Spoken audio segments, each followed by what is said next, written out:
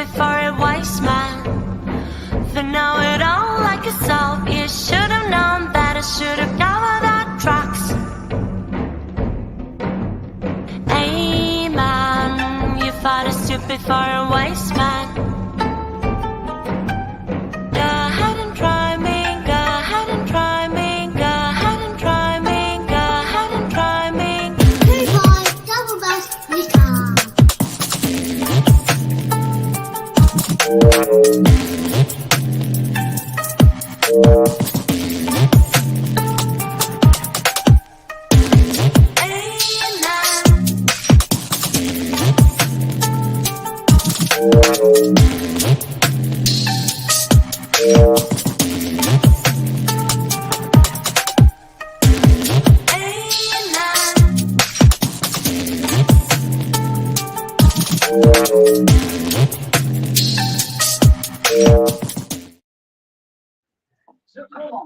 Yay. Testing. 1, 2, 1, 2. Mic check. Let's go. All the raving crew.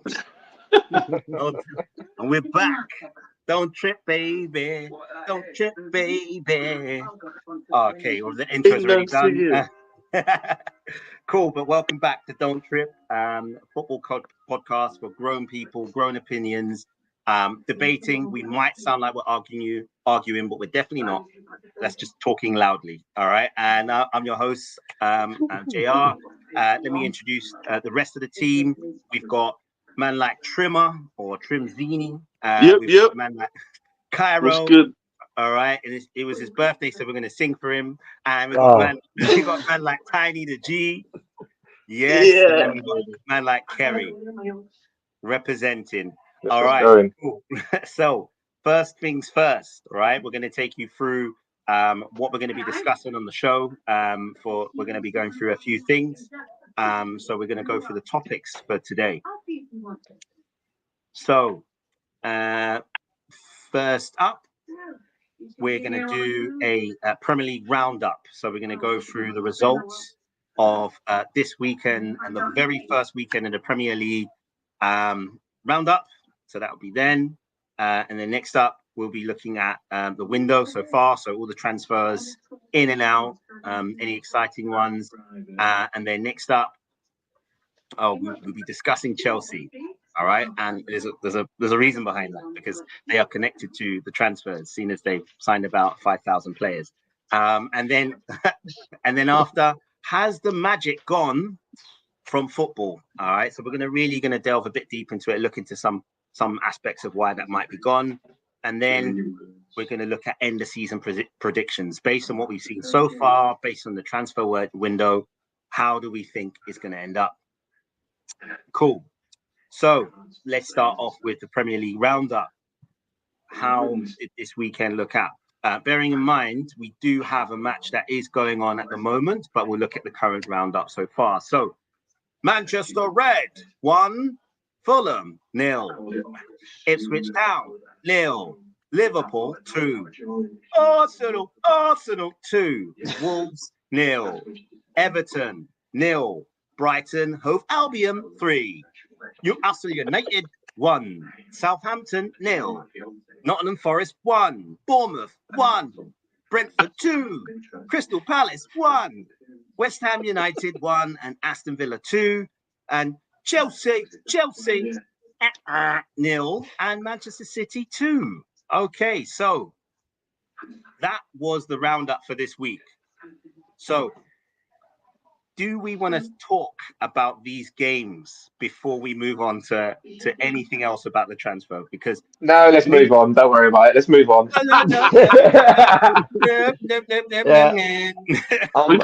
We could chop it up about a few, the important ones, I guess. Yeah, the important ones, right? The very important ones. Let's start at the top. The first game, Man United versus Fulham. Now, we do have a Man United fan on the call. All right, so we can get your opinion on it first. So we'll give you that opportunity. But how do you feel, Mr. Tiny the G? I'll take the 3 points. Happy to do that. Can't complain about 3 points. Okay, very expressive as usual. Love that. So tell us, how do you think the performance went? What do you think you can improve on? Like, did anyone shine? Did anyone like perform badly? To be fair, there were some spells of good football. At the moment, I'm not the biggest Rashford fan. I need to see a lot more work from him. Bruno, I don't know what it was on that day, but he just couldn't score. Leno had It's the a new deal. It's the new deal. Yeah. New deal stays whack.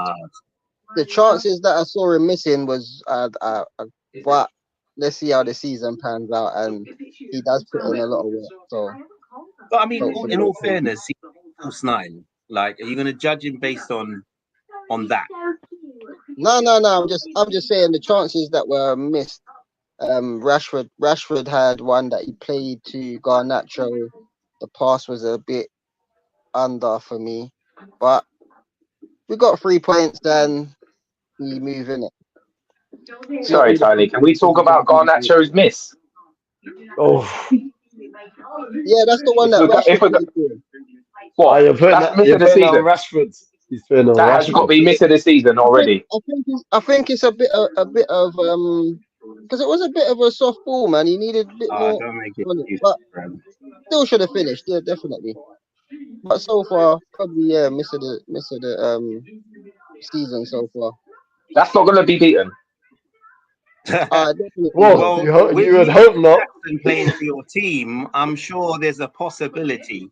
You've got a striker that finds it a way to miss chances Hey, that we're can't not even there get. yet. We're not there yet. Everyone just calm down, yeah? We're at the end of the thing for a reason, all right? Just We'll come back to that. We'll come back to that. All right, Yeah. cool. But on the whole, I'll take the 3 points. And our new signing got a goal on his debut.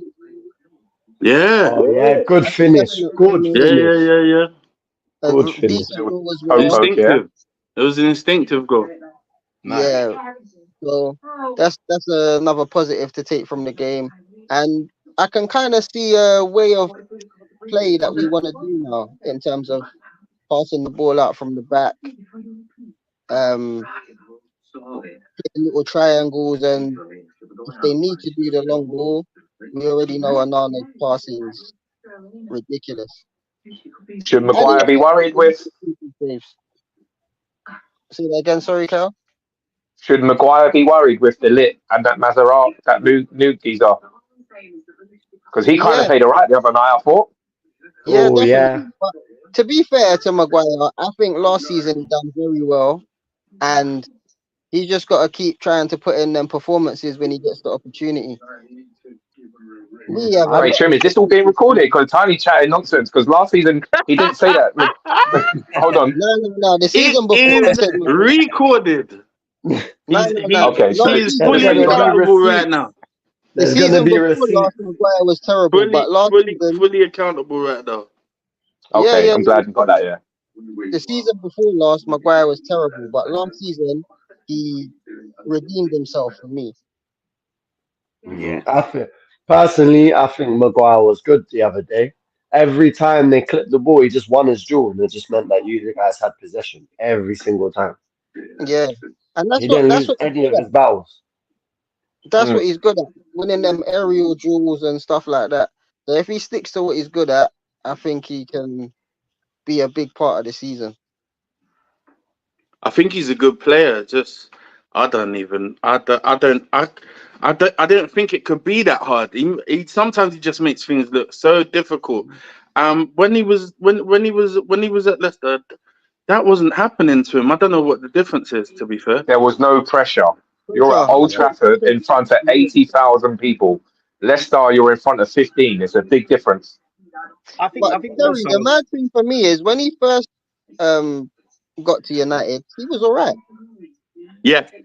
I think the Yeah, difference is, right, when you're looking at a pure defensive player, like Maguire's a decent pure defensive player. He's decent at that aspect. If you ask him to do anything else, then you're asking him to do something that's out of his comfort zone. In Leicester, they were a defensive unit. Like everything was about defensive transitions into attack. So all he needed to do was clear the ball. All he needed to do was win it and then pass it. But now he's been asked to contribute to the build-up play. Now he's been asked to, take more risks, receive the ball in different positions. So you're getting a different kind of player. Like, do you know, with Maguire, he epitomises an old school centre back. He gets the ball, clears it. Like now, football's changed to the point where they want centre backs to be able to run out like John Stones and play ball. Maguire cannot do that. He has to get the ball, either clear it or pass first time. All that dilly-dallying is not for him. Old school centre back.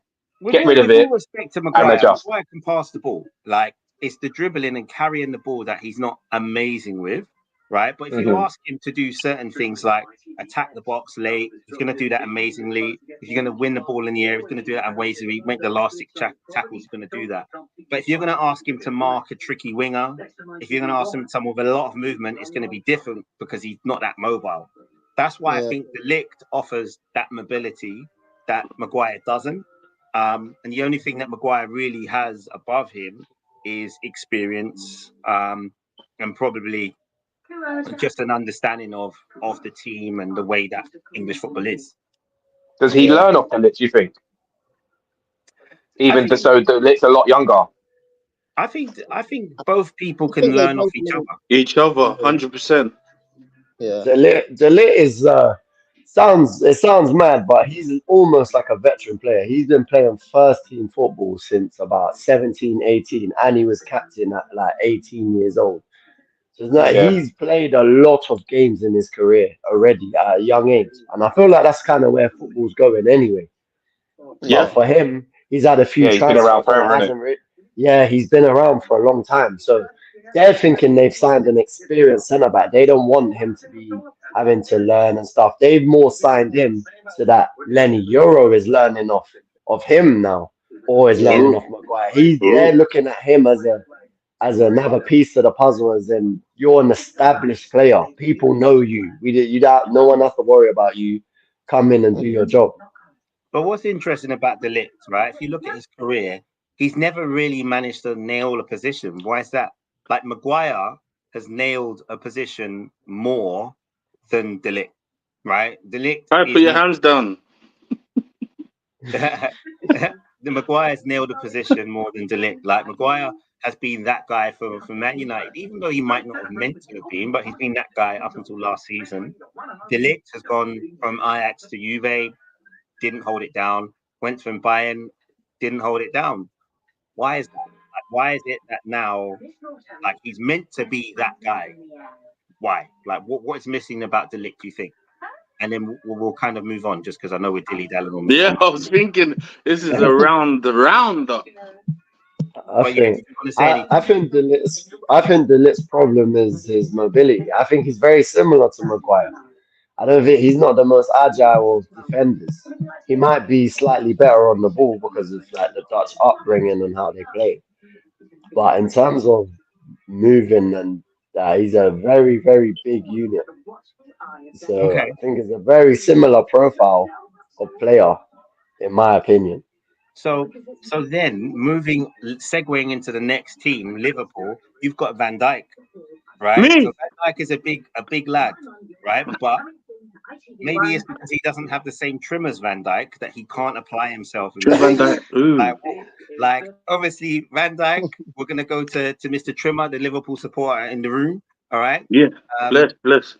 Yeah. So it was we played against Ipswich. The game was 2-0. It was definitely it was what's his name? It was Arne Slot's first game, and I didn't know what to expect. Well, I kind of did, because obviously I've seen him pre-season, but yeah, it's like now you're in the office, innit? So just really got to see how the team actually gelled and stuff like that.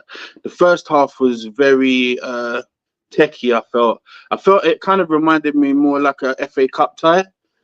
It was more like that, because obviously Ipswich were trying really hard to stick it on us. We almost made a couple of mistakes as well. But then in the second half, I felt like we started to show more quality. We got the first goal, which I was very happy about. It's after we got the first goal as well, the all the air was sucked out of pause. All the air was, Ipswich had kind of like thought, oh no, the floodgates are about to open now. And then obviously with Salah getting the second, it was pretty much a done deal. So yeah, Jota's goal was crazy, but he just doesn't disappoint. So yeah, a very good result. I don't know what anybody else thought, but I was pleased with it overall. And I think it was just a matter of us just being patient and waiting for the quality to shine through. Trim, as Gakpo had such a good Euros, why do you think he didn't start? I think that I think it would be the same thing I think the Dutch manager would have done the same thing if he had the same personnel. I think the players that we had on the pitch, regardless of how well he was doing, remember he's still got to come back and perform with the rest of the team. We've got a very good front line, to be fair. So he has his moments in that, but he's maybe not as effective as if he's playing on the left. Is he going to be as effective as Lucho? He might go up front, but never in front of Jota. So I'm not going to speak about the right hand side. So yeah, okay, that's pretty straightforward. What do you think, Jota? His performance and his pre-season. What do you think that means for Núñez? Because I'm kind of a fan of Núñez. I feel he's got all the attributes of a top striker, other than consistency. There's some moments he looks like a player. He looks like Hernan Crespo reborn, and then some players, sometimes he just looks like any other striker you get from the Championship. What he is rubbish. You know what? He doesn't look like a good striker. I can't believe that you're even saying that. He is frightening. Rubbish. No one wants to play against him. No, even if he doesn't miss, we'll get a tap in or something like that. He does miss a lot of chances. I think he hit the crossbar more than double figures. So he's getting in the right places. It's just, I don't even know. He's playing at Liverpool like he's got a Chelsea curse. Something. It's upsetting because you can see how it affects his confidence as well. Because you don't get into the Uruguay squad for nothing. When he played against Liverpool, he scored against us. He gave us hell. So the fact it's not happened, I just don't know what that is. I just don't know why it's not clicking for him. Look, the thing is Darwin Núñez, even though he's wasteful, he's still scoring a lot of goals. I think the problem What's a lot of goals, Vapor? What's that? What's a lot of goals? I think he scored about 11 goals. Yeah. So he's still getting goals, right? He's still getting double figures while missing double figures, obvious chances. So you got to say the first step is, can you be in the right position? And he's in the right position. He's doing the right things. It's just that final moment, which is just not happening all the time, right? And you've seen that some of the goals he's actually scored, you've been like, nah, this guy's a player, right? There's no something there. There's no fluke in what he's doing, but it's just the lack of that composure consistently. And I think that there needs to be real focus on getting the best out of him, because he's tall, he's quick, he can head the ball, he can hold up the ball, he can run in behind, he can run the channels. He's everything else. He can do absolutely everything else. He's got power in his shot. I think he's just very unlucky. I think in training, Liverpool just need to put this guy in front of the goal and just make him shoot. Because I bet they already do, though. I bet that's already happening. That better be. But he just needs to keep at it, because he does. Yeah. In terms of what he does, he always gets chances and chances and chances. And you can't have so many chances over this short period and not somehow start getting goals. I've never seen I don't know if you guys have, but I've never seen a player that can do absolutely everything but score.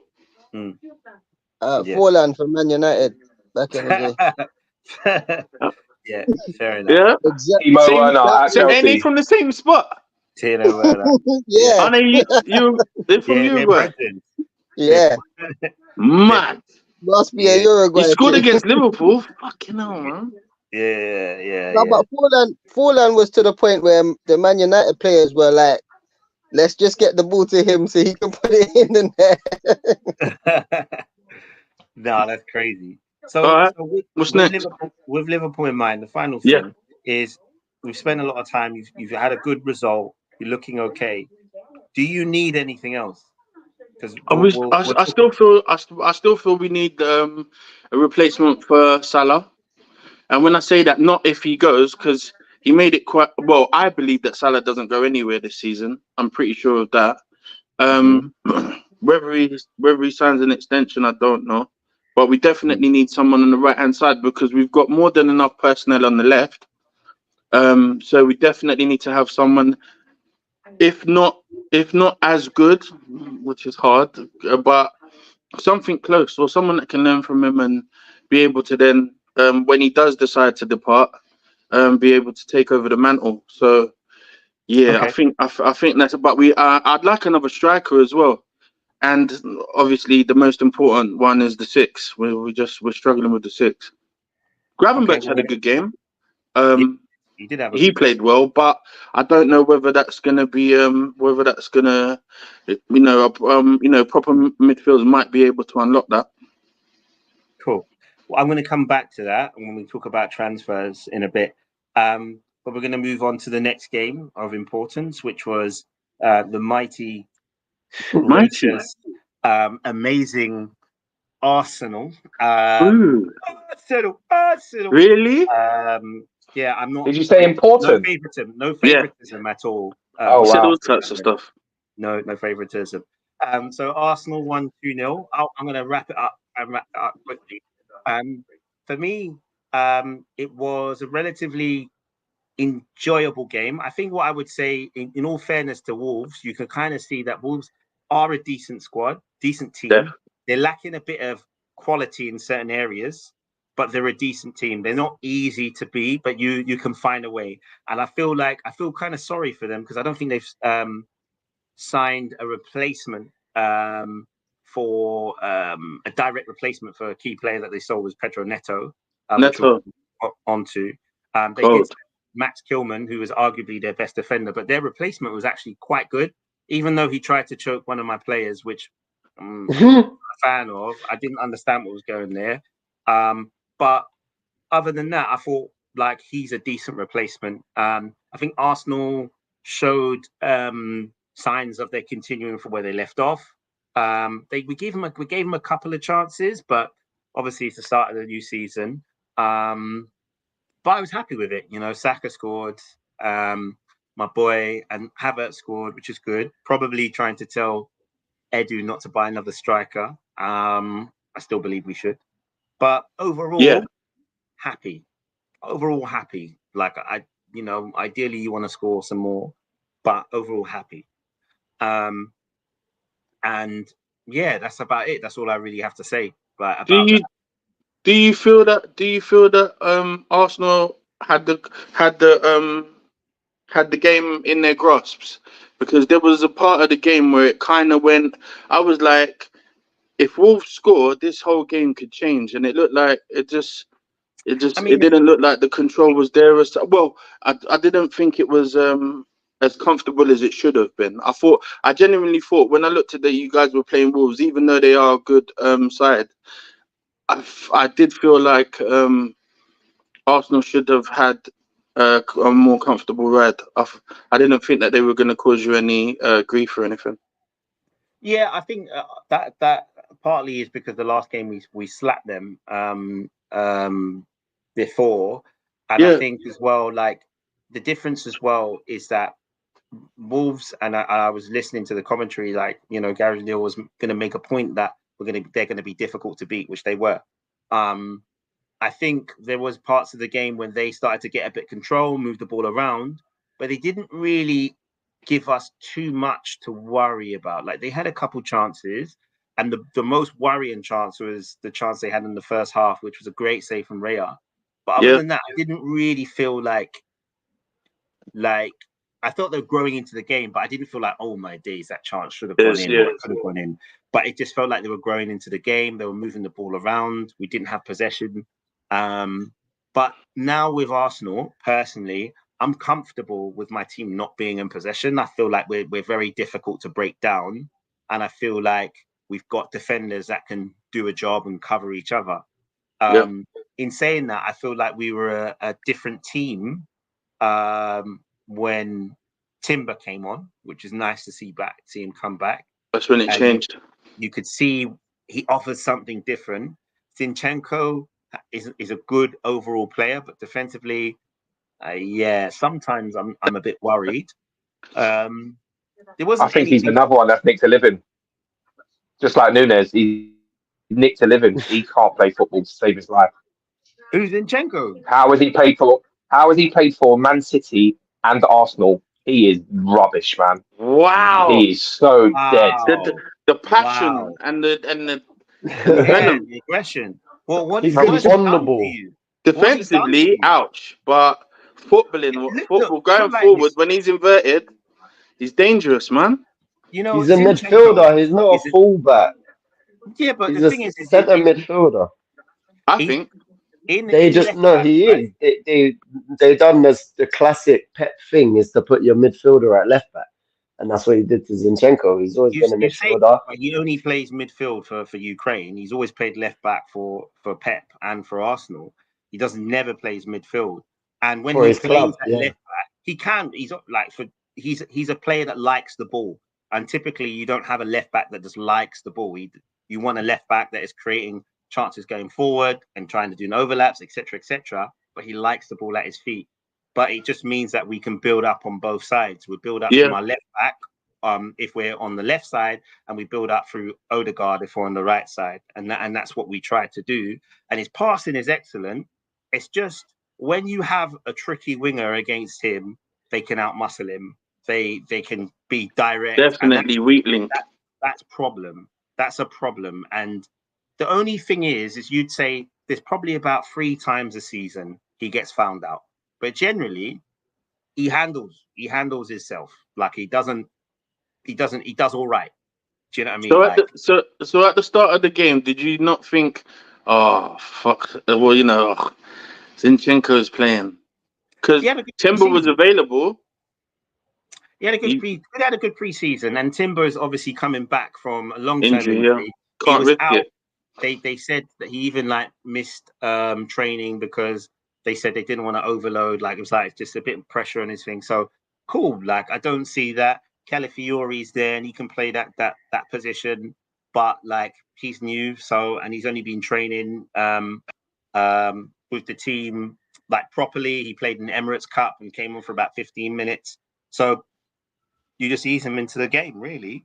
But Zinni, I think he's a baller. I think he's a baller, but defensively, he definitely is someone you might target. Cool. All right. Okay. So let's quickly run through the others, and then talk about the other big one. Cool. So we'll fly through some of the other games, but what's a really important game is Everton versus Brighton. All right. And the reason why that's important is 1, they are currently top of the league. All right. And 2, it was a landmark to have such a young manager manage a team, the youngest ever Premier League manager. And he got a 3-0. Now, I'm quite happy with the 3-0. I'm sure you're happy with the 3-0 Trimmer. Yeah. Because personally, I feel like Everton have been nicking a living in the Premier League for a while. I think they go this year. I think they're going to get relegated. I think they get relegated. We can talk about that. They have at the end, on that borderline for 2 seasons too long. They're going this season. Yeah, they've not got better. Lucky, boy. They have not got better at all. They are going. Vardy scored again. Stop it. Sorry. Flash. I just saw the flash. Okay, Leicester. Oh my days, he's a baller. I don't care what no one post says. header. You have to Post give him header. respect. What is he? Hey, sorry, lads. Going back 38? to Brighton, yeah. Yeah. Their manager was 9 years of age when James Milner made his Premier League debut. Imagine that. Freaking hell. Wow. Hey, Millie. What a that for a leg. stat. That's a He while done ago. Milner's done them. What's he? 23 seasons now. That's the Yeah. record, isn't it? Yeah. 23 seasons is a record, yeah. Consecutive. But you know what? If I'm gonna be honest, it makes him sound old, but James Milner is younger than me. Okay, so So you're old then. but I'm not old. Okay, like let's just stop it right there. I'm not old. Okay, all right. So no bullying. So, but Brighton put themselves in the helm for being top of the league, which is brilliant. Everton kind of put themselves in a bad position. And then the next result was Newcastle 1-0 against Southampton, who will go into the relegation and the predictions at the end. I'm personally thinking they might not make it. I hope they don't either. Forest 1-1, which we saw a leg break, which is really unfortunate. It was mad leg break. And then Brentford versus Crystal Palace, very controversial because Eze had scored a goal and they blew up a bit too early, which is unfortunate, and that really would have set the tone. And then Brentford went on to score the next goal. So, but the referee apologized to Eze and said it should have stood. And then nice. do you know that old referee? Is it Dermot Gallagher? Yeah. He come out today and said the goal should have stood as well because there was no foul. The ref was just too eager. That's nice of them. Like I think you've lost 3 points. What's the sorry when you've lost 3 points? Do you know what I mean? They went on to lose the means game. nothing. Like, what are you telling me sorry for? Are you giving me a draw? Exactly. To be fair to them, a lot of these refs just lie, bruv, and say at least he was honest. Fair enough. Kept it 100. Thanks. Fair enough. And then another slightly controversial game: West Ham versus Aston Villa. They put in their charge to kind of pick up where they left off, where Aston Villa's scorer didn't really want to celebrate. All right, didn't really want to celebrate because he's been linked with a transfer to West Ham, which will West Ham. Yeah, we'll kind of go on a bit later, and then we go into the next game, which is let's pass. Should we just carry on? Should we go to the next Chelsea Youth Club? Nah, there's only one thing to talk about. Man City, Manchester Blue. Okay, cool. So, Kerry, the in-house Chelsea fan. Sorry, I'm not here. Sorry. All right, go to Cairo. I'm joking. It's up to you. We can see you. Someone's got to do it. Do you know what? Yeah, it had to be Cucurella that messed up after all that chanting that he done about Cucurella, Haaland, I'm coming for you, and he does that stupidness. Just put your foot through it. What are you doing? Like you goaded the man on national TV, and then you just let him embarrass you. Why don't you just keep your mouth shut? The funniest bit about that is when he got cramp and he asked Haaland for help. And Haaland just looked at him, what's up? After all of that, man, had to help you. Yeah, well, he didn't. Haaland just said, yeah, forget you, mate. What's up? And then, like, the Kovacic goal, we let this quick geezer go for £30 million to City, which is ludicrous. 30. And then he just walked past your £200 million players, like they're not even on the pitch, and then just puts it at Sanchez's height, where he should have saved it. I'm like, how is he even in goal? That shot, he disguised that shot. Yeah. I thought he was going to go the other side, but he's wrapped his foot right round that. That was a pretty good shot. I rated it. Keeper had no chance. I'm sorry. Keeper, you have to say that. Kepa says that, and he's dead. Kepa says that. I don't know about that. I don't know. I don't like Sanchez at all, man. So it's because you don't like him, as opposed to it was a good shot. And when you look at the execution of the shot, I thought it was great because it looks like he's going the other side, and then he just wraps his foot round it, and it's like too late. You got to watch it. You got to look at it again, I think. Obviously you're going to feel hard done by because it's Chelsea. Jackson goal was onside as well. No way. Oh, what? He was. Okay, we'll just say it was. And 2 penalties that weren't given.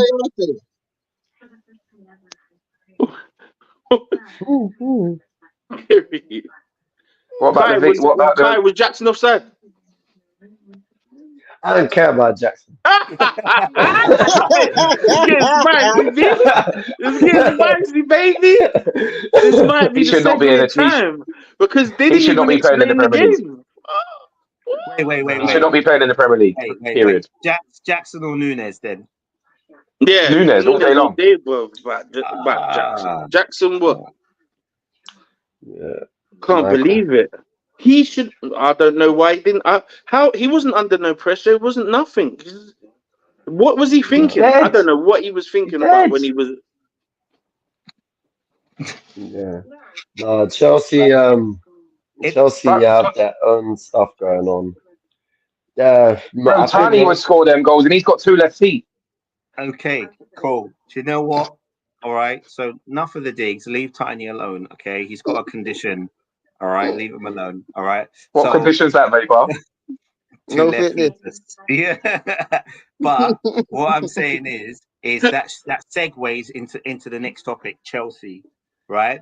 So now, Chelsea.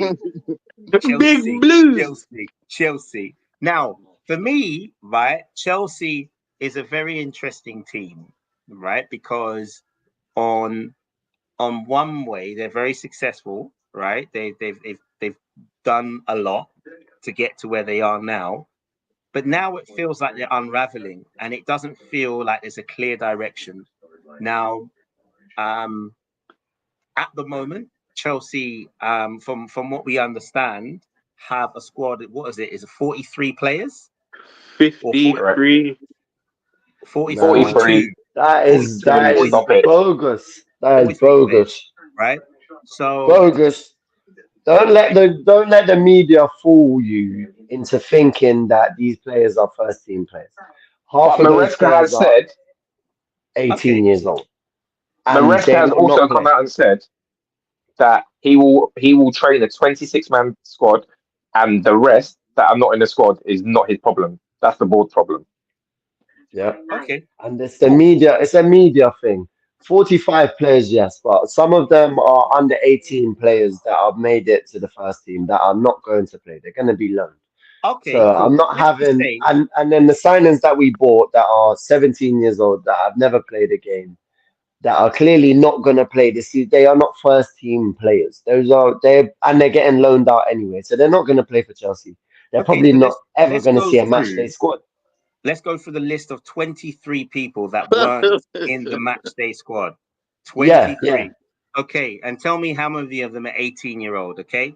Yeah. Axel Disasi. Yeah, he's a first team player. He's a first team player. Tosin Adebayo, sorry. Adebayo, yeah, new signing. Raheem Sterling. Raheem Sterling. They want him out. 31. Trevor Chalobah. They want him out of the team. Trevor Chalobah. They want him out of the team. They want him out. Chukwuemeka. You can't. Chukwuemeka is the only. Chukwuemeka is an interesting one, right? Because I really like him. Okay, yeah, cool. I'm unsure of him. Conor Gallagher's gone now, so you've got a replacement. Nah, he ain't. Has he gone? He has gone. He's done it. Yeah, so done it you've today. got now Felix as a replacement. Reece Big James, signing. all right, aka Sell him. all right, Sell him. Who is decent for you, all right. Cesar Casade, the Italian youth. He'll go on loan. Okay, all right. Tyreek George, he's young. Josh, he'll go on loan. He's young. David on Washington, loan. who you signed, right?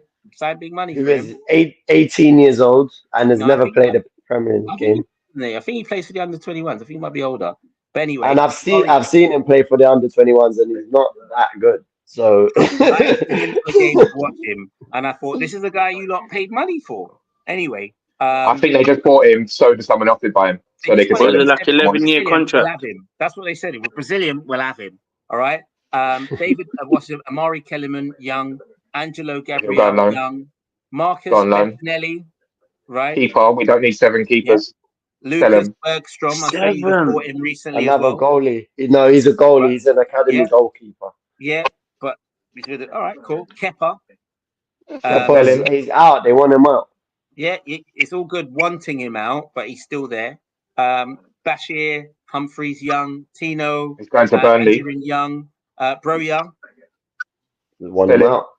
So then let's I don't know, like how do we gauge Romelu Lukaku? So the problem is, right, and the thing that where I personally disagree is you've got all these players that you haven't dealt with, but you're looking at bringing more in. You're always linked with more players. You really out of the 23 you said there, Vapor, there's only 3 that will go into that Chelsea team, and that is Axel Darcy, Ben Chilwell, and Reece James.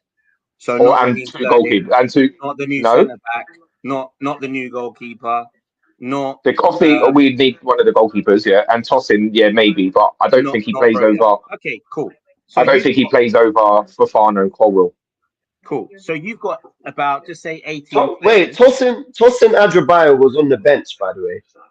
Yeah, he was. Cool. So he wasn't left out of the squad. So I don't know where that's going. But what I will say about our transfer, players that weren't in the squad.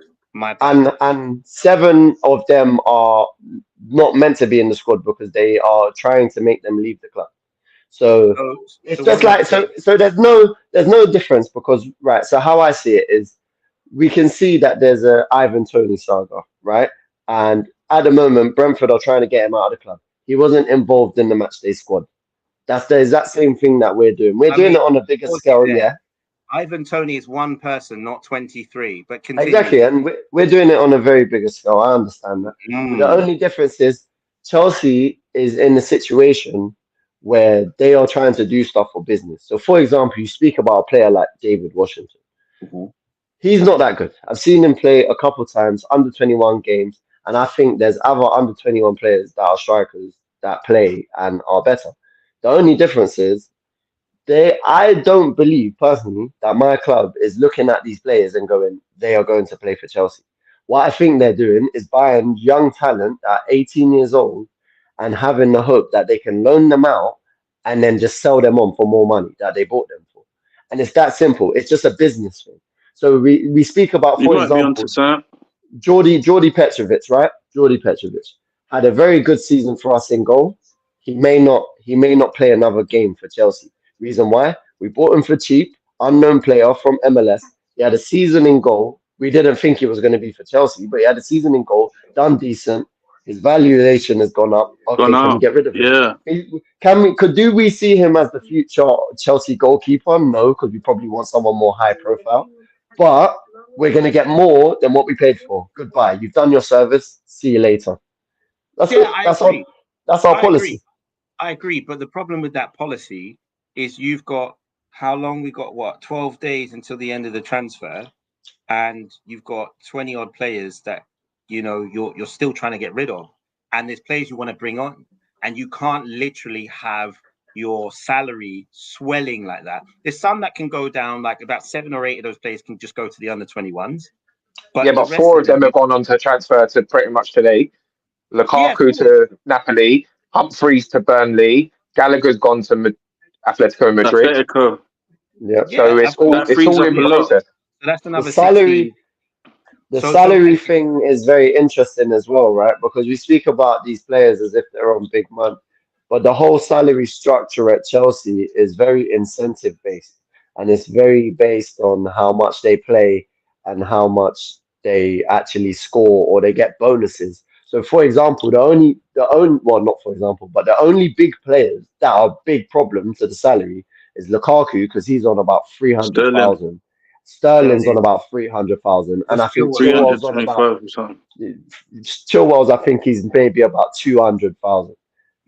other than that, the players are on very, very minimal money, and they're probably going to go on loan. So we're not actually paying the full amount. If depending on the wages agreement, I'm not going to sit here and act like I know. The only things I know is from FIFA. So I don't know how the wage agreement goes when players go on loan. But Chilwell is the only one actual out of them 3 names that you named that are actually valuable for what he is a Champions League winner with us.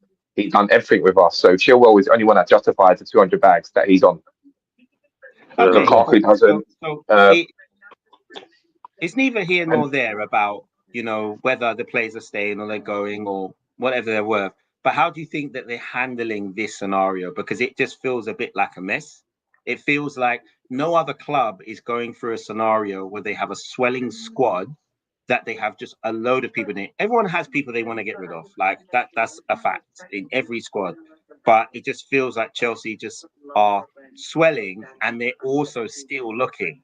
Like, how do you think they handle it? I think Enzo Maresca's come out and done really, really well. Considering he's a young new manager, I think he's come out and he said, you know what? I've got a squad of 26 who I know I want to play with. Yeah. Everyone else is to deal with the board. I have nothing to do with that. I will train 26 people. Yeah. The other 14 can go and play wherever they want in Cobham.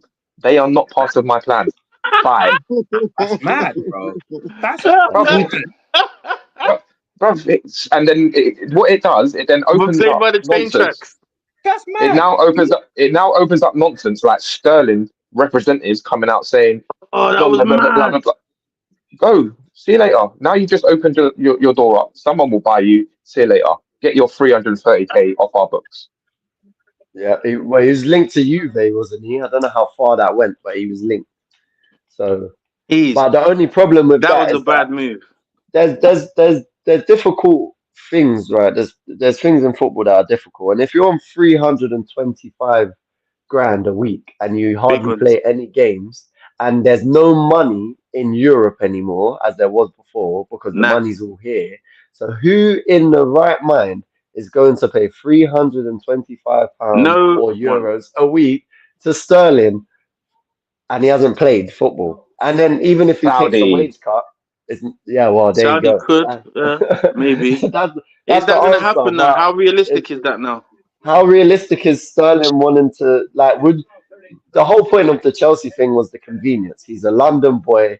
He wanted to come back to London. He's lived in Liverpool. He's lived in Manchester for ages. He wanted to come back to London. Now he's back in London. He's on massive wages.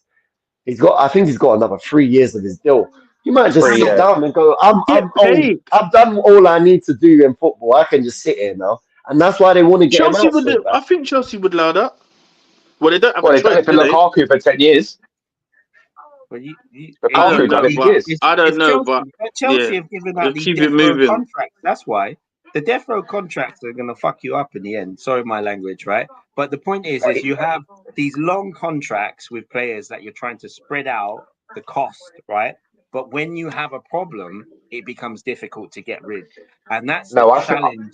And that's the only thing I like about Bowley is the fact that he's done these long year contracts because he's now got us in such a good place with financial fair play. No one can touch us because what he's doing, he's spreading the cost along 7 years. So instead of paying like Sterling 320k a year, you're paying people like 70k a week, which then puts down the price of everything. Yeah. And then he's selling like clubs to his sister club. So he's smart in that way. Don't get me wrong. He's come in and he's done what he said he's going to do, which is smart. But I just don't think he knows how to run a football club. Do you know what? Financially, what's that? Play's been stopped to serious injury.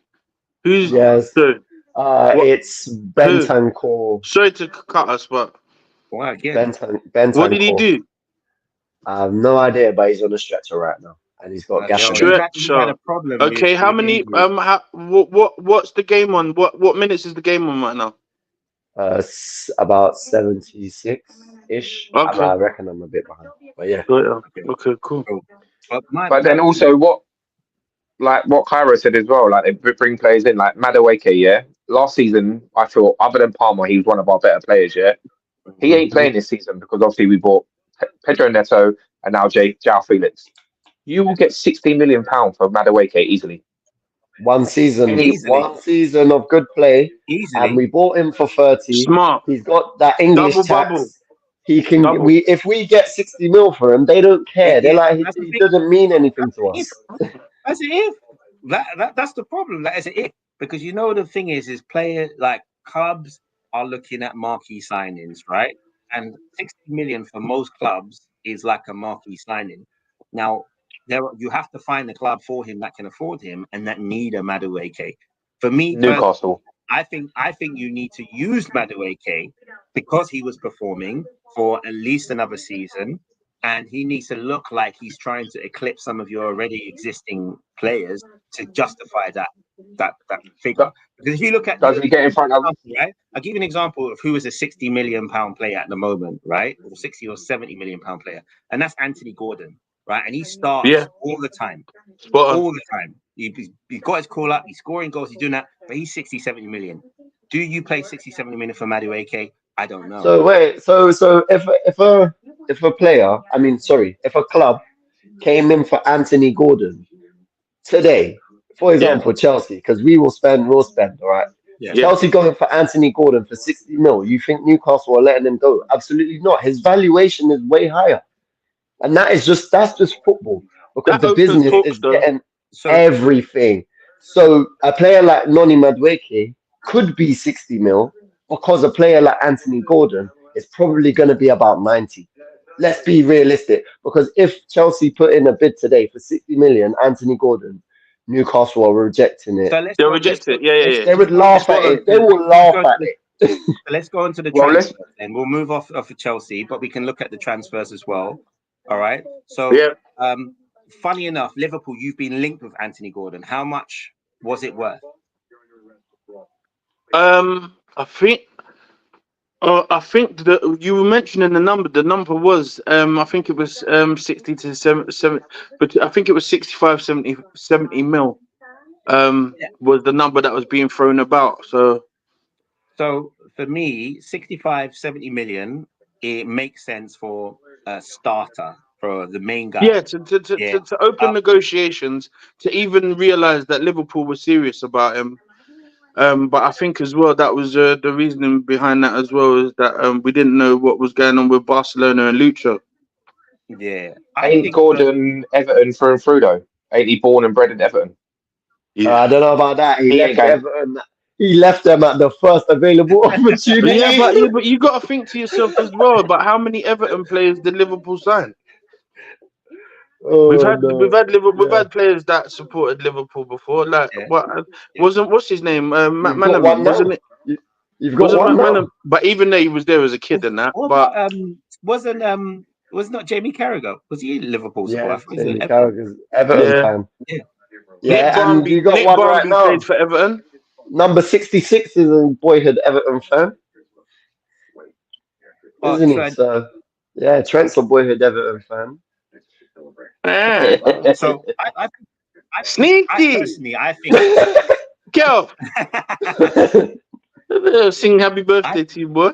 Yeah, I don't want to hurt no one's feelings. He's about 45 million pound at the moment. Like I think that's that there and thereabouts is where you get for him, which is still a profit and it makes sense. But I think, like, as an example, the problem that you have is when you buy so much, you're not going to get it right all the time. And the losses you make from one, right, might compensate for the gain you make on another and vice versa. But the aim is to make as much profit on each player as possible. So, like, as an example, Mudryk, like, you're probably not going to get the 90 million you paid for him, right? So wait, you want him on loan? But then you got Madueke and you get a 20 million pound profit on him as an example. But that's why I'm saying I'm questioning that transfer policy personally. But again, like as an example, what Man United, they sold Wan-Bissaka recently. They paid 50 million for him, and they sold him for like 15 mil. Or how much was it, Tiny? I can't remember. You're mute. You're on mute. Yes. Yes. Sorry. Go on. How much was it for? I think it was 15 million.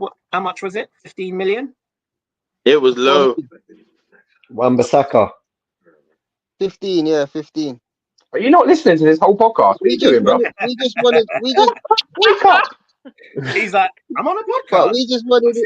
But we just wanted him to get him off the book so we could get in the next right back. We didn't. We defensively he was amazing, but going forward, personally, I Not thought what he you improved wanted. last season. Yeah, personally, I thought he improved last season. But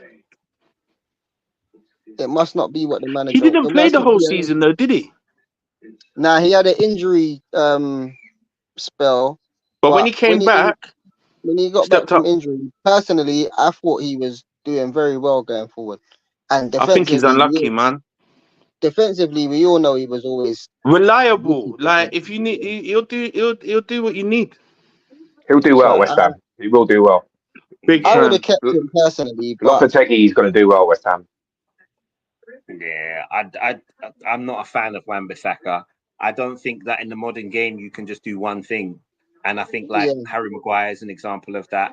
I feel like there's other players that you can be good at defense, but you need to be good at attacking. You need to those transitions and turnovers are so important in football now that you have to be able to turn defense into attack straight away. You can't just defend. Yeah, definitely. And play tiki.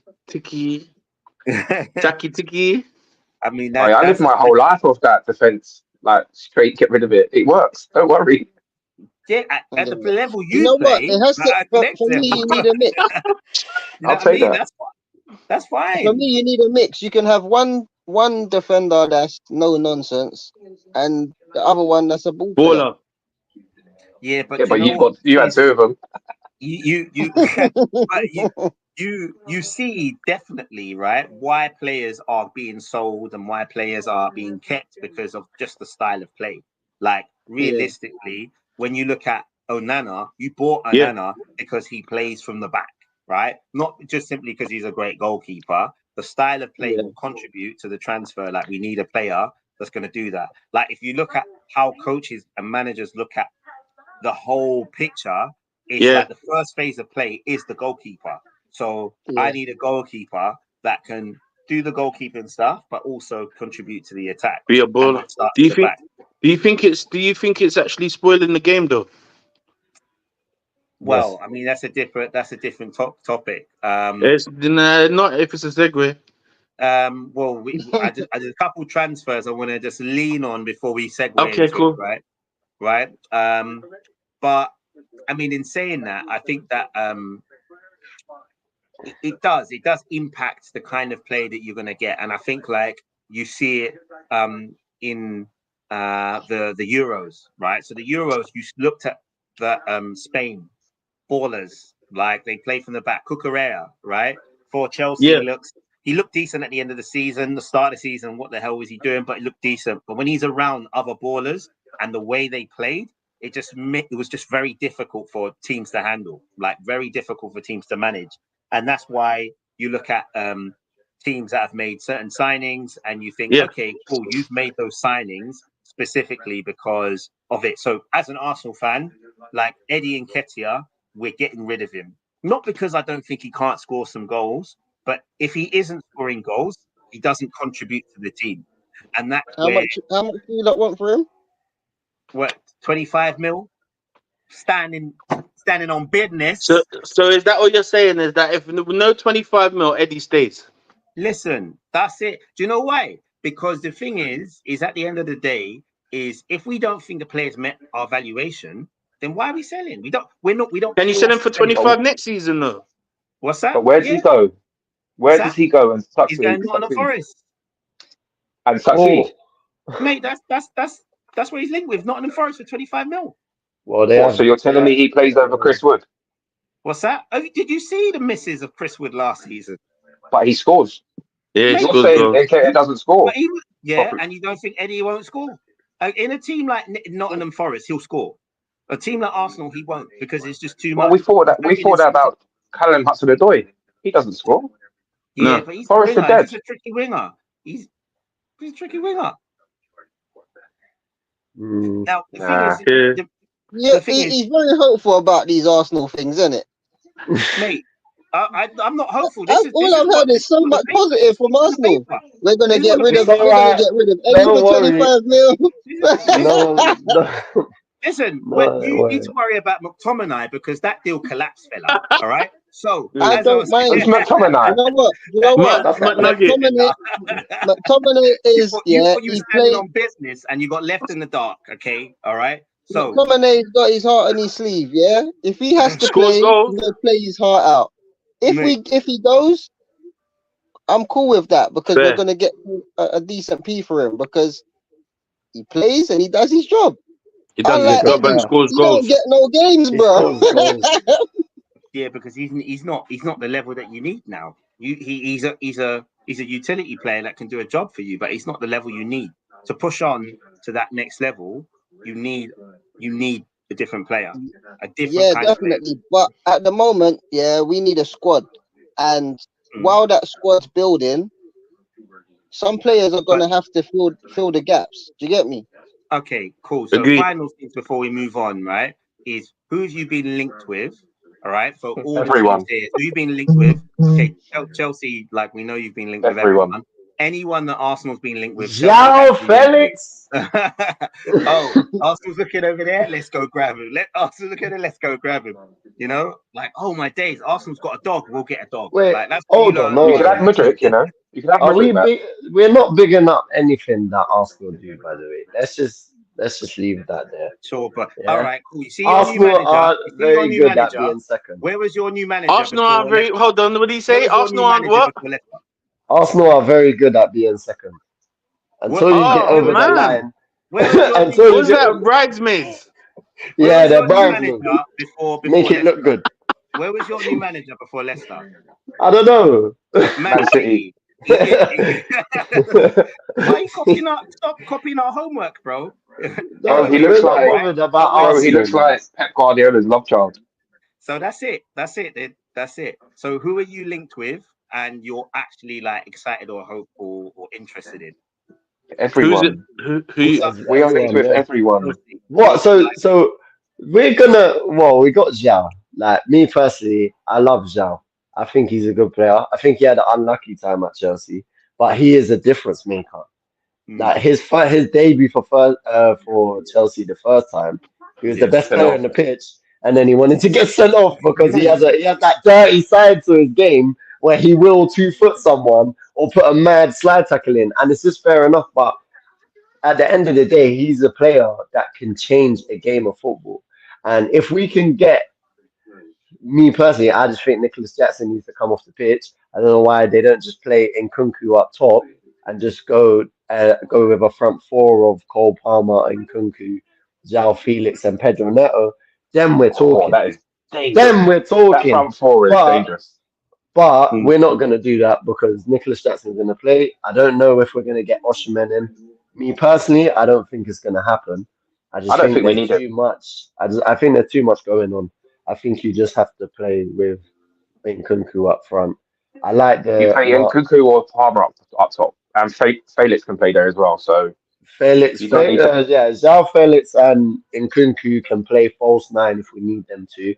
But I'd personally prefer Nkunku because he's a bit of a more cultured finisher. So if we do need someone to finish in the box, then I'd prefer that to be Nkunku. But this young kid as well that we got, that Mark Gui, yeah, he looks good. Stats are unreal. For all his youth setup, his stats at Barca were ridiculous.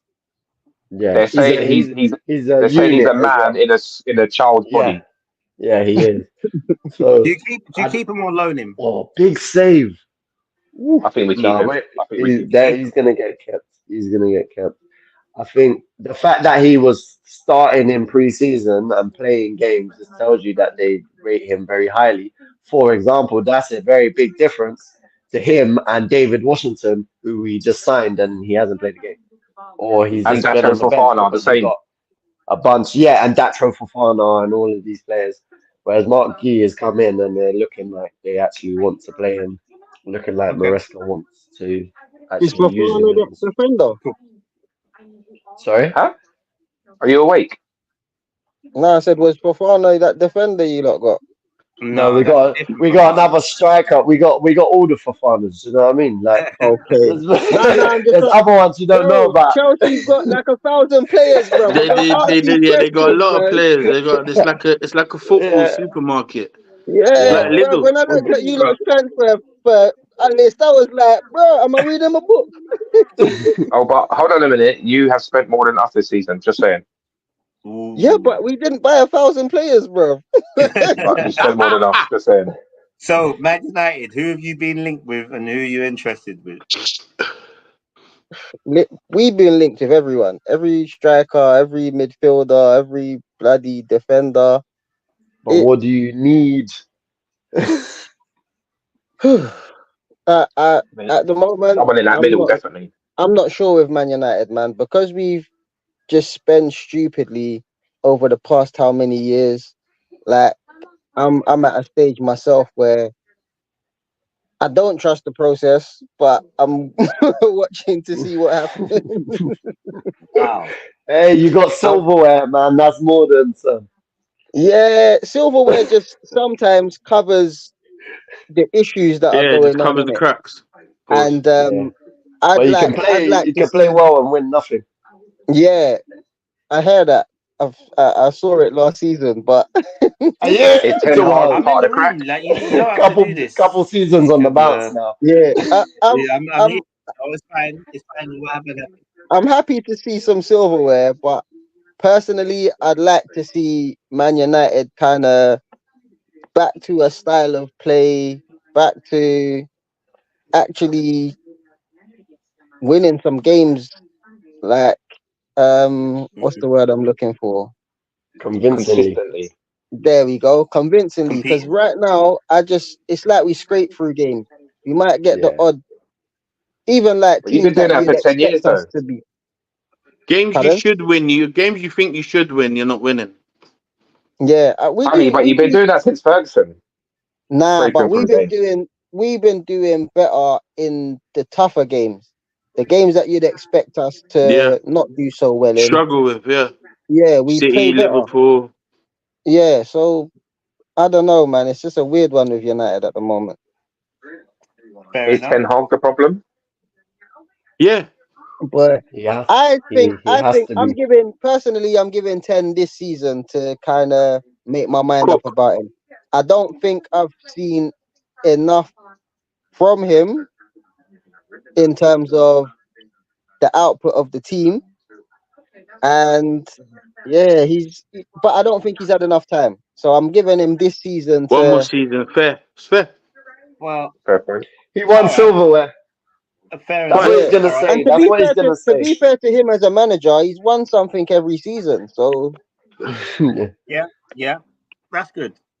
And that's enough about Man United, aka. Hold on. Sorry, Vapor, one more. So, aka Ajax. That's where I was going. Yeah, Ajax. What's with the Ajax players? He's just buying everyone that's Ajax. Man, running out of ideas. He's worked with these players before. And he feels like they're the guys to do the job, innit? So yeah, sounds like. But to be fair, it's the same as Moyes, bro. When Moyes was at United, he just bought Everton, bro. Yeah, and Arteta just bought all the Man City rejects. Do you get me? Wait. Which was the last Man City bought? Managers buy players that they've worked with and know. The ones that they don't want no more. Jesus and Zinchenko. You'll take the rest. There'll be more. Arsenal and City done a bit of the swap, and they're both dead. Because back in the day, Man City was taking Arsenal players for a minute. Exactly. So just you stay at their career. City got who did they take? Nasri, Clichy. They took Clichy. They took Torre. They got a good relationship. They're just in the favor now, innit? Exactly. They got a good relationship. Anyway, moving on to Liverpool. Let me just go for it. Go on. And we can come back to that. Liverpool. Yeah. You link with them and what's it like? Do you know what? I haven't really, if I'm being totally honest with you, I've been a little bit down in the dumps about everything. I haven't really been on it like that because it's like, even going back from as far as last season with getting rejected. We've got rejected. We got the Lavia situation. We had the situation with Caicedo, and now we've got the situation with Zubi.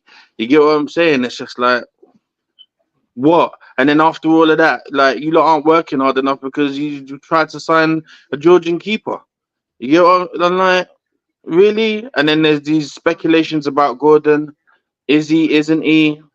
Can he? Because obviously we've still got Lucho. So I'm just like, whatever the weather, man. If you do, then we're the only Premiership team that has not spent any money. We haven't bought anybody. So yeah, I think you guys need a new negotiator, bro. I don't know what I thought we did. You lot look I thought we did. glossy. I thought we had the best. You lot look so glossy in terms of like the way your team play, all of that kind of stuff. Yeah. And all these signings that you go for get rejected, and it's mad. And it's But is it a bad thing considering that? Well, I think if Klopp hadn't have left us in such a good position, or left us with a good squad, I think that would have been a problem, because if we had been left with the squad that Klopp inherited, damn, that would have been a problem. But we don't. Like, we've had a really good preseason. We've done our thing. We've won our first game.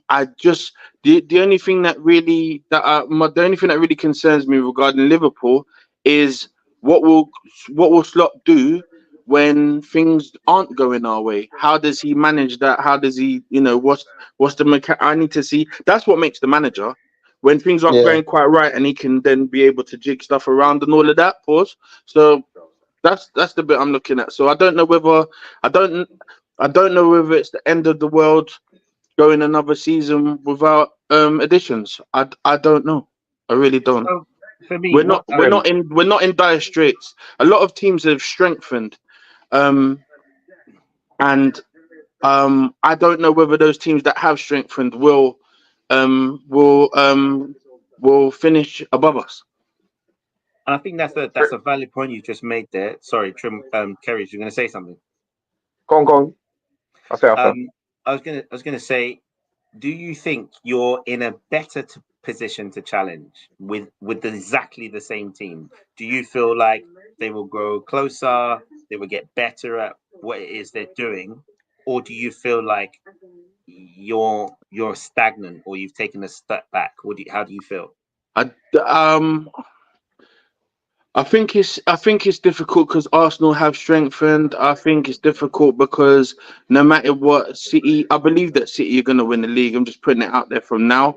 They're just too good at it. But at the same time, I think that I don't think we can get worse. I don't think we can get worse. The players that we do have are closer to each other, and the one thing that I do love about my team is that they all seem like before, like you used to have the Sadio Mane with the Salah situation and all that. When you look at our team, we look like that, and I don't know any other team that look as united as us. You might be able to tell me, but I haven't seen it. I feel like they are definitely a strong unit. Kerry, what you gonna say? Trim, do you know like the whole Lavia thing? Yeah. Like, why you didn't get him? Like, I don't understand why you didn't fight for him more, because I'm not gonna lie, what I've seen from this kid from pre-season and oh my God. Yesterday alone. Yesterday I thought, when I watched how he played yesterday, I thought to myself, nah, he's cold. But I think maybe they didn't want to get into a bidding situation. So yeah, I get that, but he's worth it. Because then it's the risk now. Now you've done that. What is it? Another situation, like not so much another situation, but by bidding, and obviously he is a kid. And look at what happened. As soon as he got signed, he got injured. So I think we dodged the bullet. He was injured before he got signed, though. Say again? He was injured before he got signed, just saying. Okay. But you know, Is the he like point following in Man U's footsteps? Finding I injured don't players. Great business. I don't think that Liverpool would have been able to get Lavia unless they put in like a monstrous bid. That's right. And the reason being is, if you're aware, the sporting director at Chelsea used to be the sporting director at Southampton, and he brought Lavia there. So That's right. that connection was there, and he's like, yeah, go grab him. And I think he'd already latched onto him, so it would have taken like a really Early. big bid to make that happen. And the thing is, sorry to interject, but Liverpool also do have a very good relationship with Southampton, so the deal should have been straightforward. But JR said, you know that there was internals. So yeah, I think they realized, you know, it's not worth it. We'll keep it moving. And to be fair, did Endo do so bad? No, I think he did really well. Oh, I hear that. I hear that. I thought he was great. Yeah. He's gonna play. He didn't start the first game of the season, so it looks like Gravenberch maybe has that shirt now at the moment to start in the sixth role. Maybe until I'll say that word. I'll say until, because one thing that Gravenberch doesn't have is the same experience. He might do well initially, but when he might get unstuck. I think remember we played Ipswich. We played Ipswich, it depends on what Slot's mentality is, and maybe he decided, okay, this is a game that we could let Gravenberch do that, and then, you know, when it comes to the nitty gritty, Endo straight away. Right, he's his international. He's captain for his international team. He's still quality, man. Yeah. So I'll kind of wrap up the Arsenal transfers. But before we do, the full-time score for Leicester Tottenham was 1-1. So once again, very Tottenham style, bottling a lead. But I suppose then it's just, you know, as usual. So with Arsenal, but bearing in mind though that Leicester team last year won that championship convincingly, and under that Maresca, so obviously they've been playing well. So like Tottenham is still in the transition; they don't have a clue where they're at. So I don't think that's a big. No, don't do that. Don't do that. Don't listen. Leicester just came from the championship. Tottenham are Angie's boys. You know, just get on with it, boys. They just get on with it, boys. Right? I'm not hearing that. They spent money. They spent 60 mil on Calvin on what's his name? Solanke. They spent that money. They spent the bread. They got the money. They bought Archie Gray, young boy. Listen. I'm not hearing that. Tottenham are experienced. They've got half of the same squad there. Yeah, true. A team like that has just come from the championship, right? The quality, like they should be winning. They should be like. But are they a championship side? No, they're not. You're saying it like they're a championship side, like home as well, but Leicester's a seasoned team. They know what it takes to do in the Prem. Do you get me? They're not one of these teams that haven't been here, and they only just went down the season before. Yeah, they're not Ipswich. They're Leicester. They've won the Premier League, bro. With those players. Not those players, but they've won the Premier League, so they know what Premier League's like, bro. That's what I'm saying. Yeah, with those players, there's no old. I'm not hearing that. Like Vardy won it. Leicester's difficult to beat at home. Why is it they get these excuses? Tell me why. Because it's Tottenham and they're allowed to. Spurs, man. Why are you making excuses for Spurs? Spurs is Spurs. What do you think of Tottenham? I ain't making no excuses for no one. I'm talking the truth. Vapor, what do you think of Tottenham? Shit. Sorry, I wasn't meant to say that. Oh, it's just a knee jerk. Sorry. You know what? You do know. We do know we have a Spurs team on the network. So, given the benefit of the doubt, right?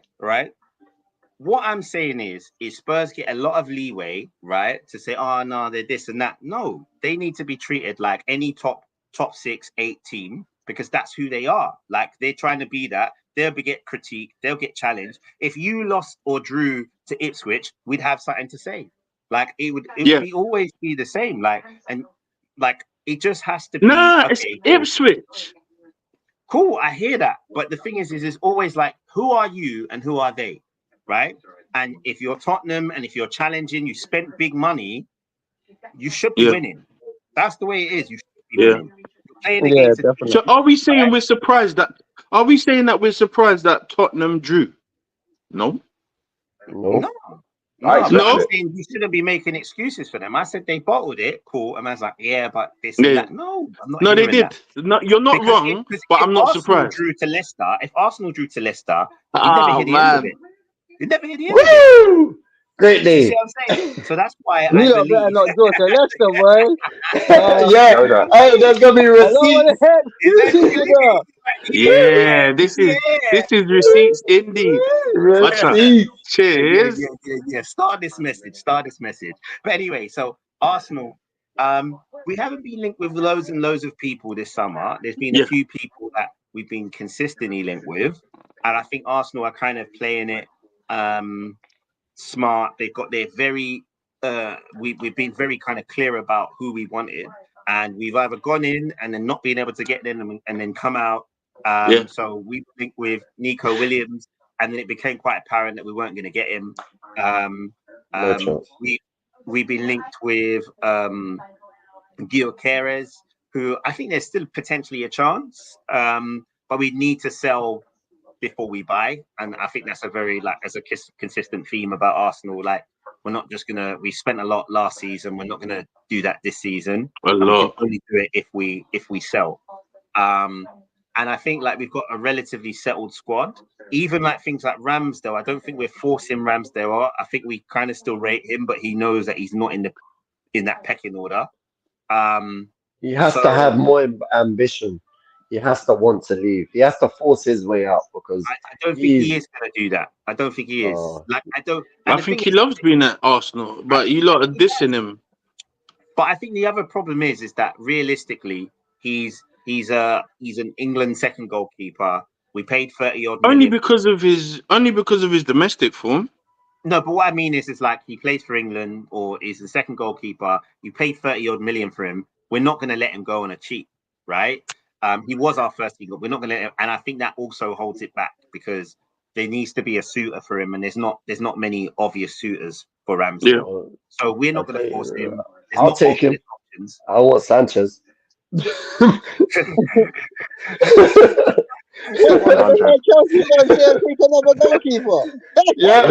Chelsea desperate. They want 8 goalkeepers. If Ramsdale didn't play for Arsenal, if Ramsdale didn't play for Arsenal and he was second goalkeeper, they would have gone and got him already. It's only because he plays for Arsenal they didn't go and get it. They would love to go and get Ramsdale. You got 4 goalkeepers already. Deal with those. No, they're not playing. They're not playing, man. Obviously, the new goalkeeper, Maresca needs to sort himself out. He needs to sort himself out, because he just play the new boy in goal, man. I don't know what we're doing. This Sanchez thing. The guy was at Brighton. He was at Brighton not playing. How do you go from Brighton not playing to Chelsea Football Club starting? That is a mess. That's wild. That's wild. Potter was still at the club. He must have been doing a madness on that bench, blood. Oh man! You know what? In all fairness, like I think Sanchez was decent for Brighton. I don't see how you spend that money on the second goalkeeper, and then you play him a bit and then you don't play him. I think it's a bit of a weird move. But do you know what? We're not the people at the helm of these decisions. No. Personally, just wrapping up the Arsenal transfers, we're due to get Marino, who I think is a good. Yeah, I think that might happen. I think like some people are a bit unsettled about the fact of his age, but I think like actually his ability and what he brings, especially after winning the Euros recently, for me is interesting. And I think like I'm excited about that. What it also means is that it feels like our midfield is quite stacked, like really stacked. I don't see us selling Partey at the moment because I don't think. Oh, hey, how good did Partey look? Sorry, I know you're saying whatever, but Saturday he looked good. Pause. Yeah, I think he was saying I'm not trying to leave, which was interesting. I mean, Didn't get injured. Injury. He must have left them young girls alone. Listen, we're not going to talk about these accusations. I can't. And legally, I'm not going to accuse him of anything. I can't. Sorry, my bad. Anything. All right. But what I would say is those kind of accusations hanging over his head don't make me want those kind of players at my club. But I do think he performed well. I think Marino, who can play as a DM as well, offers a different angle and a different thing, and it means that I think you can rotate Declan Rice in the DM and move him on or upwards or whatever, and he can rotate that, which is brilliant for me. Yeah. And I think if we're going to sign any other person, the only other person I think that we're linked with is Gyökeres, who actually scored a brace on the weekend, which is even more exciting. But I think we need to sell Nelson and Eddie before doing that. And if that happens, like I think that's going to be very exciting. Quick question. Yeah. Quick question. Now looking back over the last season, are you happy that you bought Rice for how much was it? 100 plus 5 million add-ons. Yeah. I don't know was he worth 105? I think I don't know. Okay, cool. Like, that answers my question, but cool. I don't think he's worth 100 mil. What I would say is I'm very happy we bought him for whatever we paid for him. I think he added something to our team that we didn't have, right? And we had legs. We had someone covering the ground. We can take more risks. We had someone who's going to strike the ball quick, like excellently. Added height. He had like there was a period of time. It was about 10 to 15 games of that season where he was the best player on the park at times, just because he kept us in it so often. Big time. So, whether he's worth 100 mil, I don't know. But whether he was worth investing in, 100%, yes. What is 100 as long as he's at the club, innit? As long as he's at the club.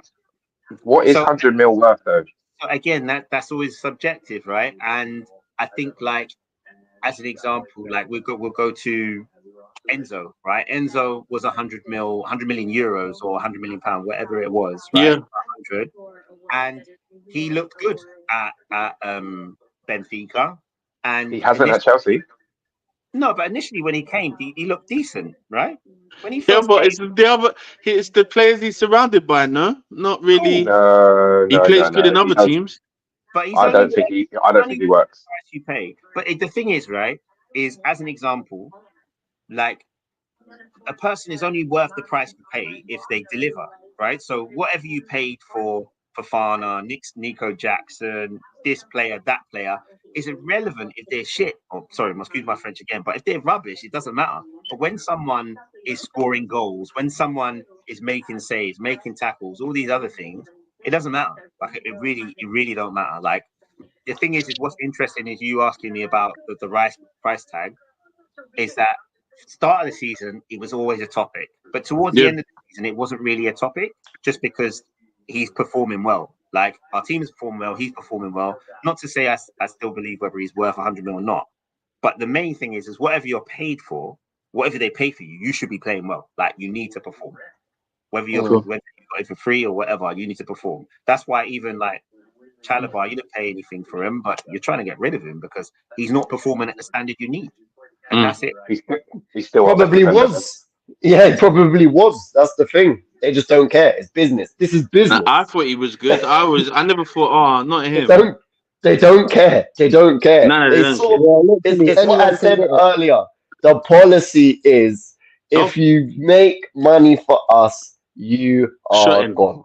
There's only certain players that are untouchable of that, and he is not one of them. That Chelsea did, right, was sell too many people at one time. Like when you went through the transition and you ripped out the heart of your squad. Like whether it was your keeper went, your captain went, Havertz went, Mount went, your winger went, like Lukaku went, all these other people just went, and you were left with just basically Conor Gallagher, right? And he wasn't even the best player to leave you with. And I felt like he worked hard though. What I meant is that you need to, for me personally, you need to have a blueprint, and then you get rid of that bit by bit, right? You have like a structure, and you have the people that know Chelsea, the people that will die for Chelsea because they're Chelsea through and through.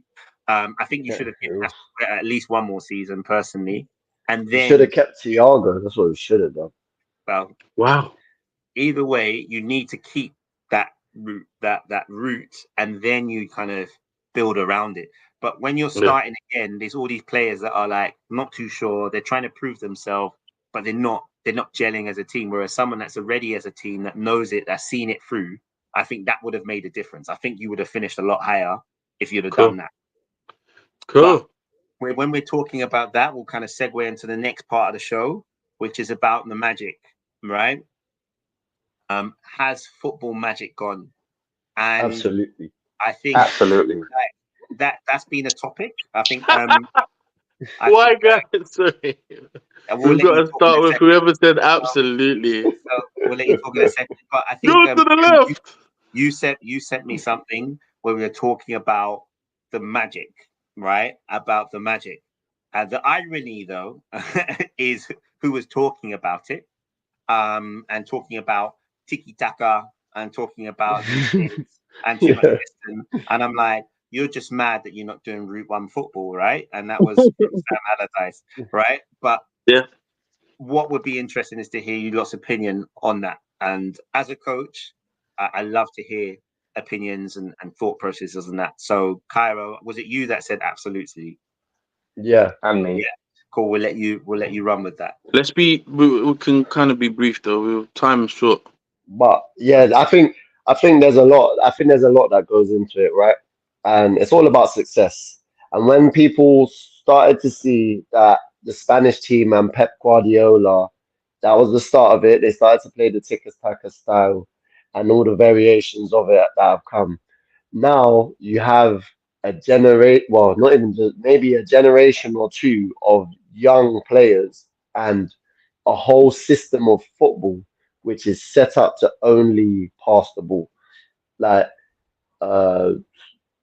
in my younger years, so if I'm born in 2000, showing my age, in my younger years of football, you had players like players like Gerrard, you had players like Lampard, you had players that were ready to strike the ball from outside the box. Now, as a coach, some of the ball striking technique that I see from young children is really bad, and the reason why it's really bad is because they don't see it. They have no role models that go and strike the ball very well from outside the box. And what I see all the time is children try to play, almost walk the ball into the goal. Overplay all the time because that's what they watch on TV. And if you see that enough times, that's what you're gonna. When I used to watch Eden Hazard, I used to want to go out and do what Eden Hazard done, start dribbling and doing all of this. When I see Lampard score from 30 yards, I used to want to have to do that. Now the kids, they don't see that very often. They see players just play that they forget to shoot, and it happens all the time. So the art of striking the ball is going out of football massively. Okay. And playing long. So Sam Allardyce saying that about the Route 1 football thing, it's going to be tough, but the only way that that's ever going to come back in style is if there's a team that has massive success from it. So, for example, if Real Madrid just went tomorrow and just went, all right, cool, we're going to start lumping it long over the top, and they won everything, everyone would be like, okay, yeah, we're going to try. Yeah, that's the style now. Yeah. But that style was more successful for the smaller teams in terms of they didn't have the players with as much ability. So their way of combating the teams that could actually play football, they're gonna obviously push a lot of players forward. As soon as they get out, it's gonna be that one long ball, and you get me. So it was the combat that kind of Yeah, see, but that's the funny thing. It's funny you say that, right? So the last 2 seasons, the teams that have won the championship, Burnley under Vincent Company, absolutely walked the league. What style of football were they playing? Tiki taka. I'm taking players off the pitch like we're just gonna pop it round you and beat you 3-0. And then now you have Leicester have done that same thing, and that's in the championship. So these lesser teams that we're talking about that are coming up to the level are coming up to the level. I'm still playing ticket. There's no blueprint of playing that style of football anywhere. But I think the right, magic has gone also. Sorry, Vapor. there you The go. fact that we cannot celebrate, the fact that No, you're we can't. Yeah, scoring, yeah. Oh yeah, you can't celebrate. So you score a banger, and you've got to wait 5 minutes for it to even be checked. And then when it does get checked, you get taken off. So it's disheartening. To be So I to think to the magic has gone massively in that sense as well. To be fair, sorry to interject, but the actual turnovers, when I was watching the Liverpool game for decisions and stuff like that, even though there weren't that many, the turnovers of decisions and stuff were pretty swift. Yeah. And the game was only 96 minutes, thank God. Yeah. So, Yeah. which was deemed as normal, or not 110 minutes and all of that stuff, which was preposterous. So I'm hoping that that They're is getting there. that turnover is something that they're moving towards. Yeah. But that is true. But the magic of like seeing a player like Neymar, Ronaldinho, these players that Yeah, are just gonna all of get their on the foot. ball and just do whatever it is they want, instinctive stuff that doesn't happen anymore because No, everyone's style is we it, get it, we move it, we get it, we move it, we get it, we move it, and in every all the way down to even grassroots level, it's we're going to play like this. We have to try to play in 2 touch. We have to try and play to 3 touch. So when Yeah, a there's bit too players that want disciplined. to, But yeah, what when there's yeah, it's players that very want to robotic. express, It is there's very players that want to robotic. express themselves and they feel like they can't because then they'll get moaned at. So they don't feel you like know they what? can shoot from outside the box because then someone will tell them there was a better option. They don't feel like they can just do a rainbow flick in the game because everyone will say, "Oh, why did you do that?" But So you the know what, culture right? has changed. Do you know what the thing is to your point? Um, so to some point I agree, and some point I disagree. Right? To some point I agree that you know what that teams have become somewhat robotic. They've been they focus on systems. All right. And there's reasons behind it, which makes sense. Is if we're producing less special players, right? Less Ronaldinho's, less R9s, and all these people. All right. What we need is a way of replicating success without needing those special players. And that's where a system will allow you to do that. So if Mhm. I've got a system which is positional rotation, so that means if the right wing goes inside and the center mid goes outside, then that means you don't need to be, world class to do it, right? You just need to know the system and play to the system. I think the other reason why the magic is kind of gone is because actually the the difference between players and ability has shrunk. I actually think like a defender, 20 years ago was just a great defender, not a great overall player, but a great defender. And I think the defenders are becoming better players. They're athletes. Like there aren't players that you look at and think, nah, he's definitely really slow. There are a couple that you might say that, but generally they're all of a decent pace. So what it means is you can't just beat someone because you're quick, right? You actually have to play a certain way and have a pattern of play to get around this player. I think the other thing is just as a whole, due to better coaching, better fitness, better nutrition, all these other things, teams are harder to beat. So you need to have a plan which people can stick to and go through. Now, also with the point with like the magic is if you don't have players that are going to do rainbow flicks or shoot from the outside of the box, or have the ability to do so because they lack the ball striking technique for whatever reason, percentages wise means that actually what's the point? What is the point of taking 10 shots from outside of the box knowing that only one's going to go in, whereas actually if you can take some shots in the box and 4 of them are going to go in. And that's why like you've got players that can do it, like a De Bruyne can shoot from outside of the box. You know he can do Yeah. that. And people do it. But then you see other players that just don't do it because there's no point. Like they just ain't got it in the locker. So I think more and more teams are going to be like, okay, cool. If we ain't got a player that can shoot from far, what's the point of just attempting to shoot? Like, what is the point? Yeah. But that's what brings me back to my last point about, because like it's a generational thing. So the reason why you don't get the players that can strike the ball or shoot from outside the box is because they don't see it.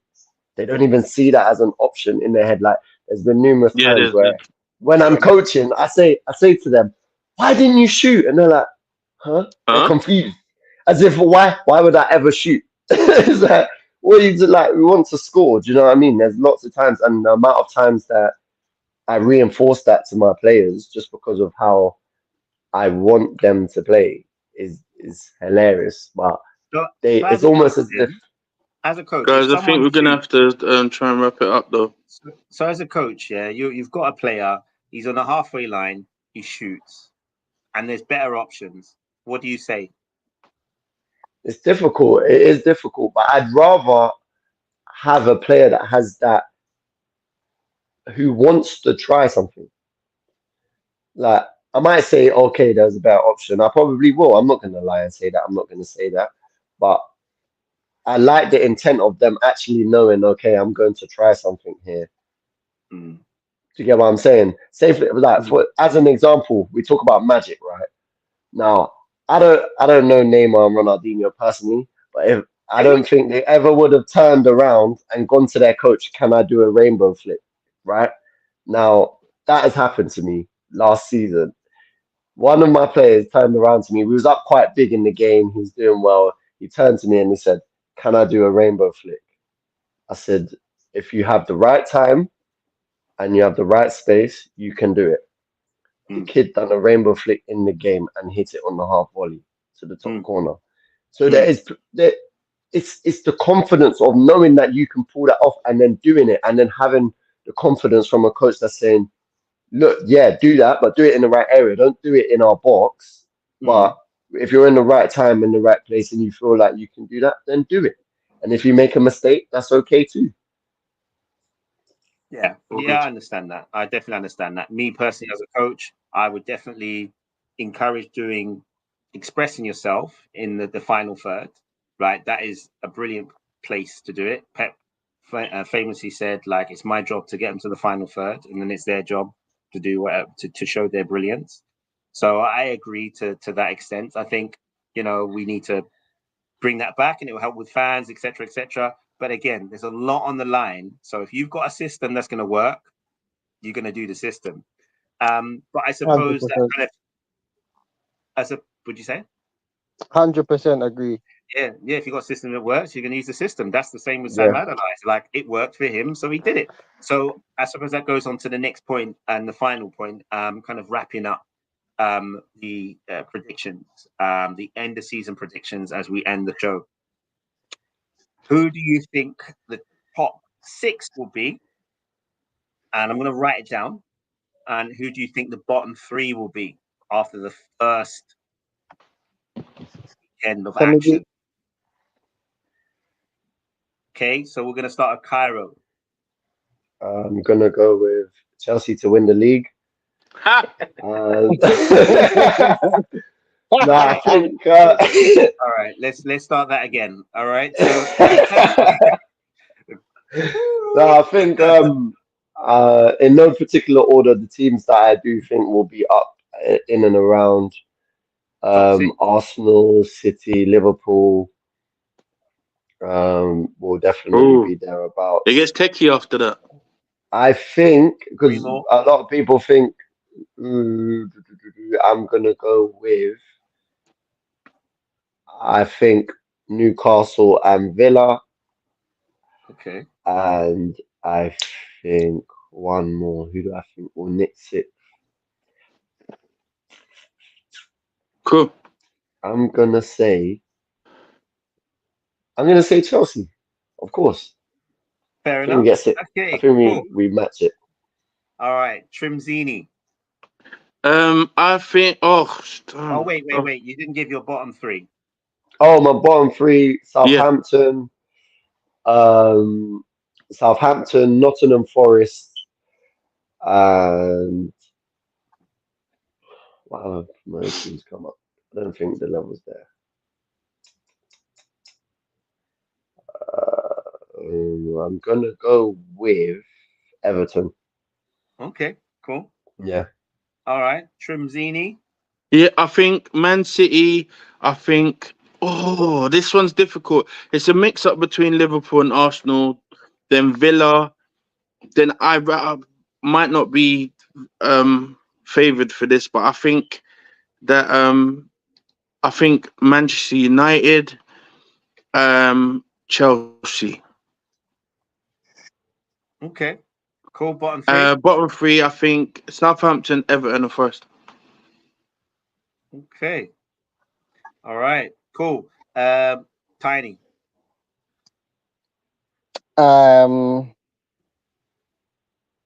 don't even want to say City, but I think they're gonna win the league. It's too late. It's too late. It's annoying. Arsenal, treated like second. By the way, This mine is was where in it's no a bit particular shaky order. for me. Nah, I know I said I'm Arsenal trying to put an first. order out. Yeah, I'm trying. City, Arsenal, Owen. This is where it gets a bit tricky. But I think Liverpool. Then I think Aston Villa. I'm gonna say that fourth spot. Okay. Fifth and sixth. I think that's Newcastle, then Man U. Okay. Okay. That's fair. Cool. All right. And my relegation guys are Southampton, Ipswich, and Oh, I forgot about Ipswich. I think Everton. I think Everton's gonna be around that bracket this season because they've been Time to go. They've been on the edge of it for a few seasons now. Okay. Cool. All right, Kerry. So, as much as I hate to say it and we'll never hear the end of it, I actually think you Arsenal boys are going to win the league this year. Just saying. Oh, man. Appreciate it. I know we will never hear the end of it. Look, why you made him blush? I'm definitely blushing. Yeah, continue. And then I think Liverpool second. Okay. Ooh. I don't want to blush. I think City are going to have a bit of a ropey season with the charges around them and stuff like that. So I'm going City third. I'm going United fourth. Nice. I'm going to go Newcastle fifth, and then I'm going to go Chelsea sixth. Oh, accountability. No Villa. Oh, No Villa. okay. No Villa. I think they'll tie off. Nice. So Because they got Champions League and stuff. I don't think they'll be involved. Yeah, good shot. Bottom Good three. shot. New format. My bottom games. three is going to be Forest, Everton are going to go bottom. They are. Forest and Ipswich. Ipswich. Southampton stay up. Southampton to stay up. Cool. All right. Cool. I respect it. Vapor. Sorry. My predictions. I'm going with Arsenal first. Oh, I'm going with what? Why are you not like? like Arsenal. I'm going. I think City second. I think Liverpool will be third. I think they'll win a trophy though. I think they might win like the Carabao Cup or something like that. Yeah. Fourth, I think will be Man U. Yeah. Fifth, I think will be I think Chelsea. Cool. And sixth, I think will be Villa. Cool.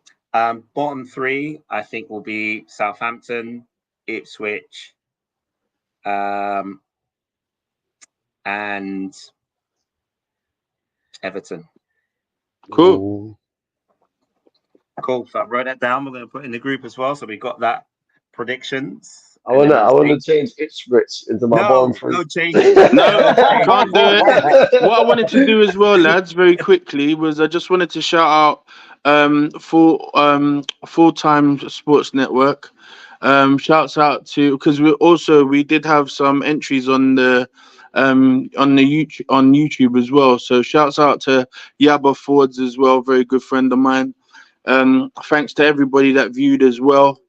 So yeah, sorry, back to you, Vic. Definitely appreciate you. Yeah. Like, share, and subscribe. But yeah, sorry, back to you, Vic. All right. Yeah. Well, I just want to say thank you for the time. It was you spent a couple hours with us, and we appreciate the discussion and the listeners. But I really enjoyed it. I think there's so much to be discussed. There was loads of other topics we could have touched upon, but I think they're important to have. And I just want to say, don't trip on your way out. Thank you for coming. And peace out, A-Town down. Peace. Take care. Peace. Take care. All the best. Blessings. Thank you. Boy, double bass, guitar.